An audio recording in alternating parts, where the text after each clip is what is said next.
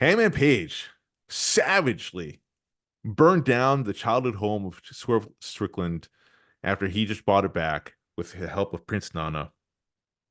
Erod at Erod Buster 1.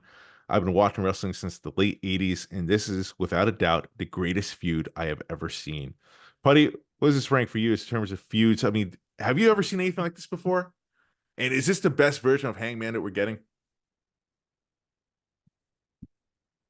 Yeah, I mean, I was never a big Hangman fan, so getting the best version of him, not saying much to me, but you would want that. You want somebody to get better and better and better every time you see them, especially involved in a big marquee storyline feud that's been going on months, which is something AEW does not do often. Randy Orton burned down Bray Wyatt's cabin, then he's lit him on fire. I mean, that seems more intense than this. But AEW standards, Emotionally wise. So I mean, like, it's also an eye for an eye. That going back to the storytelling of him going to Swerve going to Hangman's house, and Swerve watching him take his wife to the hospital for their baby number 2. Yeah, this is just, it's not this cowboy shit, this drinking generic character we've seen from Hangman. He's now more probably sort of the last match that he got hung up that, well, I forgot the name of the match what it was, but then where Hangman like hung up the most violent matches of all time. So yeah, so we got a more like deranged, diabolical, sinister Hangman Page here. It says something. It says something. And look at this. Look at this shot here. I mean, like, I wonder how they did that. I was wondering that too. Like, they definitely had to have like special pyrotechnics over there doing their thing. Like, they had to be professionals. So. But like, stuff, but like, do you build that house in a field somewhere? Or Hangman was so close to the flames. It seemed like it, yeah. It could have been depth perception wise, but it seemed like he was pretty close, yeah. I was like, my God, man. Drinking alcohol. Well, it could have been anything, but and that's definitely gonna be a popular meme. That was a hell of a hell of a picture, man. Again, it goes back to that Randy Orton. Like Randy Orton hit that pose, and that the white shed was going on fire. That was cool. And this, I think, if tops it, this is the whole fucking house. And he's sitting in a rocking chair, just having a drink. It's great. I do feel like that this is an added layer to the one of the Randy Orton Bray Wyatt that you're talking about. No, I totally agree. Just because of the emotional aspect of it, of being the child at home. Greatest feud. Yeah, I was weird. I felt weird. Why are they showing this?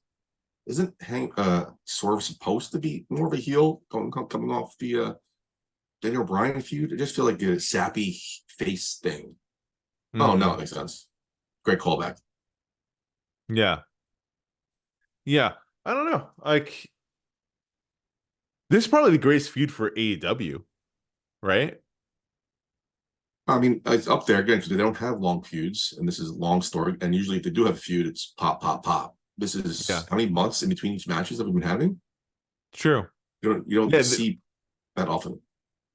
This is something that I feel like that we've been wanting to see from AEW, just like, some meaty, lengthy feuds here, like, because their roster is stacked with talent, but they're just kind of be not all, but like it's kind of wasted sometimes. You give them more, you people want to come back. Yep. And there's definitely interest here. Like, for the first time in Hangman's AEW career, I'm interested. Yeah, exactly. That's really a knock on him, but it's kind of a knock on him. His character never drew me in at any aspect of it. Now, here we are talking about potential feud of AEW's history. I mean, I don't necessarily. Is it a knock on him? Because, like, what did they really have him do? I mean, like, yeah, they put him like these big marquee matches, but like it was just more of the same old, same old. Like, this is different. This is memorable. And there's nothing to do about him being a cowboy. To him being a man. Right. A character thrown out the window. See, this is like Attitude Era-esque. Yeah. When Brian Pillman storming somebody's house on a gun, or vice versa. Yeah. Those are moments. Dude, I honest to God, I love Brian Pillman. I can't remember a single match of his. There are definitely a lot of moments I remember Brian Pillman. And that's not a knock. That's a good thing because the dude made an impression. when they're doing the Dynamite 10-year anniversary 5 years from now, this will be a moment they show. Oh, for sure. For sure. This had everyone talking. And Yep. again, I would I would be shocked if this was not like a mainstream meme. You know, Yeah. that picture of Hangman in front of a fire, because it's just a fucking gorgeous shot. And like there's a lot you can play off of it. Um and the reason why I bring that up is because like AEW needs to be more mainstream. You know, they need that because their ratings are not that great. The attendance is not that great either. Like the All In was like a dramatic drop from the last year's. We have Um, 40,000 difference. Again, I yeah, don't care because there's tickets, gates, free. I don't understand the terminology they've been using, but who knows? Who cares? But I've seen but people like, compare like, oh, this is a shitty draw from AEW. And then you had the AEW fans like, oh, look at SummerSlam. They tarped off the whole. Like, oh my God, why are you engaging this stupid? well, it's important for business because like as wrestling fans, we should want AEW to thrive because if Oh yeah, AEW does well, wrestling does well. Especially us, right? Like, we're involved in the indie wrestling scene. We have friends and colleagues in this world, and some of which we believe there should be signed. And if there's no AEW, that's a less opportunity for our friends to get signed, to be on a bigger level, for other people to see their talents. Like, and there's a trickle down effect too. If AEW folds, and what does that mean for TNA? What does that mean for other wrestling promotions? And then what does that mean for the greater product of WWE? Did they become complacent again? Like AEW doing well is best for business all around. yeah. Of course, I don't think anybody does that. I know you know. I know you know. I'm talking about the audience. I was telling Some members of the audience do not know this.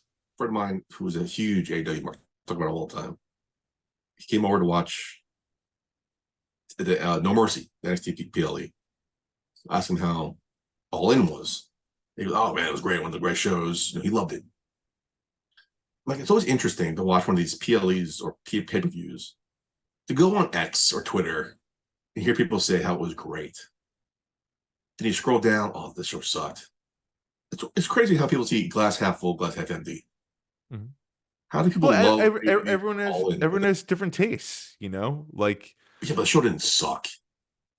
That's what you didn't like it. Doesn't mean the show sucked. The matches were good. Some of the storyline was good. Just you wasn't like I'm not drawn into AW a lot too, but I don't think the Dynamite sucks. right. Just negativity. I'm The, tired of it.